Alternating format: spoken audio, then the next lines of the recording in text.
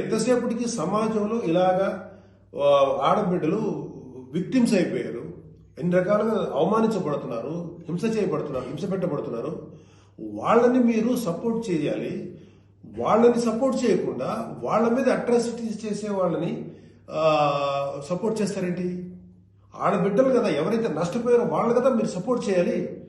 ఒక మాల్లో ఒక ఆడబిడ్డ మీద అవమానించినట్టు ఆ మగాళ్ళని కెమెరాలో పట్టుకొని ఎవడెవడను ఎరగదీసి మధ్యలో ఎరగదీసి చెప్పుతో సెంటర్లో కొట్టుకుంటూ తీసుకెళ్లాలి కదా.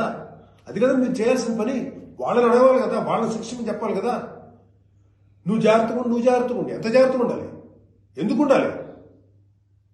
ఇప్పుడు ప్రతిసారి ఎప్పుడు విక్టిమ్ అయిపోయిన ఆడబిడ్డల మీదే మీరు క్రైమ్ నేరం మోపుతుంటే, వాళ్ళే తప్పు అంటుంటే అంటే పర్లేదు, ఆడబిడ్డల మీద క్రైమ్ చేసిన తప్పలేదు, వాళ్ళు జాగ్రత్తగా ఉండాలి, మగవాళ్ళు మాత్రం ఏమనకూడదా? వాళ్ళకి చెప్పండి. దుర్మార్గం చేసిన ఆడబిడ్డల మీద దుర్మార్గం చేసిన మగవాళ్ళని చెప్పు తీసుకుంటారా మాట్లాడండి మీరు దమ్ముంటే. అంతేగాని ఎవరైతే నష్టపోయారో వాళ్ళను అనకండి. ఆ స్థానంలో మన బిడ్డలుంటే ఎంత బాధపడుతుందో అది ఆలోచించండి.